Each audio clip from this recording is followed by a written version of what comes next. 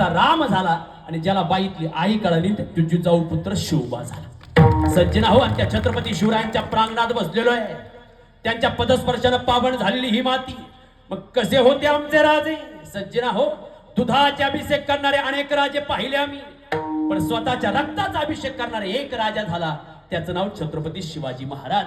आणि या रयतेच्या पदरामध्ये सोन्याचं दान टाकून स्वतःच्या गळ्यामध्ये कवड्याची माळ घालणारा एकमेव राजा म्हणजे छत्रपती शिवाजी महाराज। आणि सज्जनाव, आमच्या छत्रपती शिवरायांवरती सुद्धा संकट आलं होतं। भगवंत कसं संकट निवारण करतो ऐका। आमच्या छत्रपती शिवरायांचं नाव घेतलं तरी कळी काळाला घाम फुटतो। आमच्या छत्रपती शिवरायांना काळ नेणं करता येणार होता।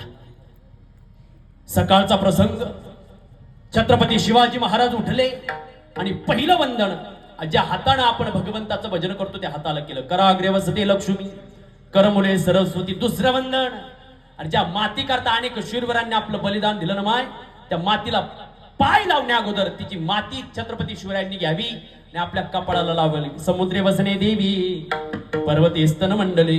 दुसरं दर्शन आमच्या भवानी मातेच, आणि तिसरं दर्शन सज्जनाव जिच्या पोटी जन्म घेतला त्या जिजाबाई साहेबांचा।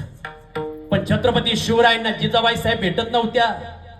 बहिर्जीला विचारलं, बहिर्जी अरे आऊसाहेब कुठे आहेत? सापडत नाहीत, दर्शन घ्यायचंय आऊसाहेबांचं। पण सज्जनाव बहिर्जीने सांगितलं, राज आऊसाहेब आज तुम्हाला भेटणार नाही, आऊसाहेब रडतायत का?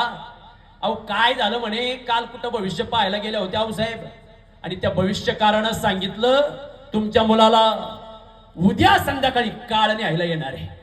आता छत्रपती शिवाजी राजे घाबरले नाहीत बरं। आता छत्रपती शिवरायांचा अवतारच कोणाचा होता सांगू?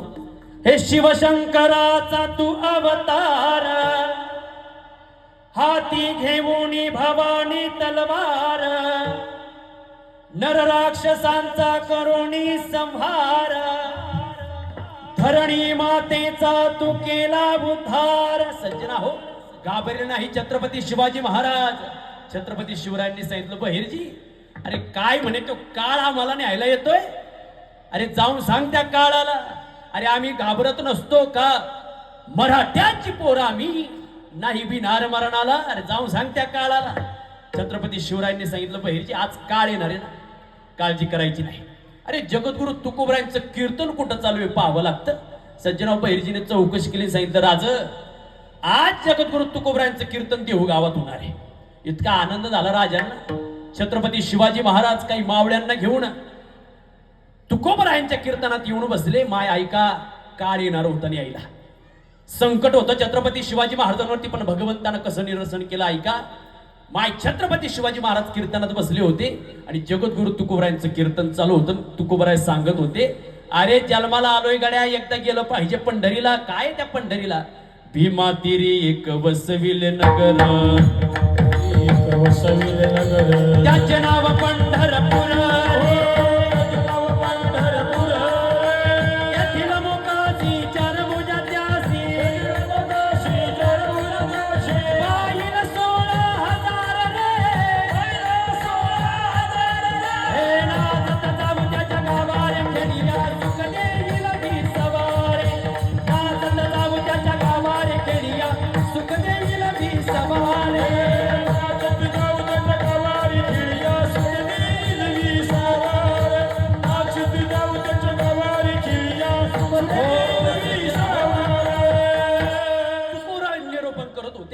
आणि तेवढ्यात काही यवनांनी तुकोबरायांच्या कीर्तनाला वेढा दिला, आणि वेढा पाहिला जगद्गुरु तुकोबरायांनी। अरे महाराष्ट्राचा आराध्य देव छत्रपती शिवाजी महाराज कीर्तनात बसलेत आणि यवनांनी वेढा दिलाय। आज जर छत्रपती शिवरायांच्या जीवाला काही धोका झाला तर देवा आजपासून तुझं नामस्मरण करणार नाही का? वागवितो तुझिया नामाची हत्यार, हाची बडीवार मिरवितो। जर काही संकट आलं ना माझ्या भक्तावरती, देवा तुझं भजन करणार नाही। सज्जनाव, देव मागे पुढे उभा राहतो। भगवंतानं कृपा करावी। जेवढे श्रोते तुम्ही जसं कीर्तन ऐकताना सगळे कीर्तन ऐकत होते, छत्रपती शिवाजी महाराजांच्या समोर बसलेले भगवंतानं दिव्य ज्योत निर्माण केली। जेवढे कीर्तन ऐकत होते सगळ्यांना छत्रपती शिवाजी महाराज बनवून टाकला। ती येऊन आले हर्षल महाराज, ते बरे कुठे गेले गडे छत्रपती शिवाजी महाराज? ती एकानं पाहिलं, अरे उधर बैठा है शिवा, ओ देखो उधर बैठा है शिवा। एक येऊन मध्ये गेला, छत्रपती शिवाजी महाराजांना धरलं, बाहेर आणलं कीर्तनाच्या बाहेर आले होते, वेगळंच रूपांतर। त्यानं दुसरी टोपी घातलेली, ते जाळीचं बनेल घातलेलं, लुंगी घातलेली. ते येऊन म्हणे, अरे सुलतान भाई तेरे को कुछ कळता है क्या? अरे कीर्तन गाते है क्या? अरे उधर जाने का, बुड्ढी के बाल बेचने के, भंगार बेचने का, तू इधर आता है? अरे कुछ कळता है क्या? ये तुकाराम को कुछ नहीं समझता है, सारे सिर्फ भगवान का भजन करता रहता है, चल निकल. तू माणूस काढून दिला. ते येऊन म्हणे, अरे किधर बैठे शिवाजी? अरे उधर बैठा है शिवा. पुन्हा येऊन गेले, त्याला पकडलं, बाहेर आणलं, पुन्हा दुसरंच रूपांतर. असे अनेक वेळ चाललं. सज्जन एवढा प्रसंग पाहता छत्रपती शिवाजी महाराज हळूच निसटले आणि गडावरती जाऊन पोहोचले.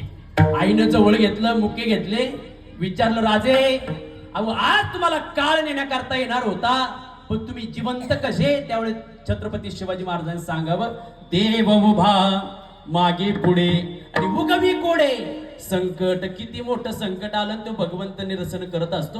म्हणून सज्जन आहो, छत्रपती शिवरायांच्या पदस्पर्शानं पावन झालेल्या मातीत आपण कीर्तन ऐकतोय. एक कविता लिखाण केलेली आहे बरं. राजांचं जीवन चरित्र कोणताही कीर्तनकार येतो सांगतो आणि आपण पण आत्मसात करतो, पण छत्रपती शिवाजी महाराज पुन्हा या मातीत दिसणार नाही.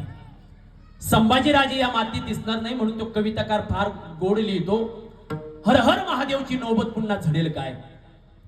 हर हर महादेवची नौबत पुन्हा झडेल काय?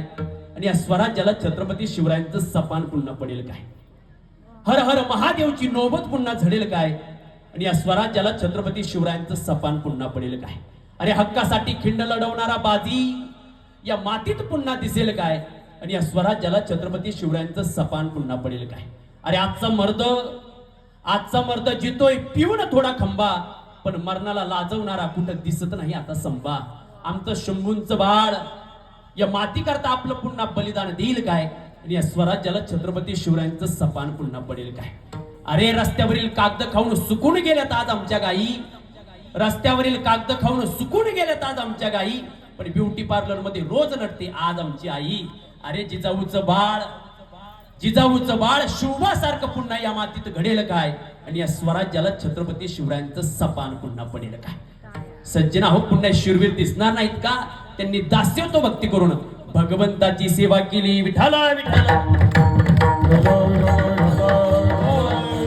महाराज तुम्ही सांगतात भगवंताचं दास्यत्व करा, पण तो कसा आहे?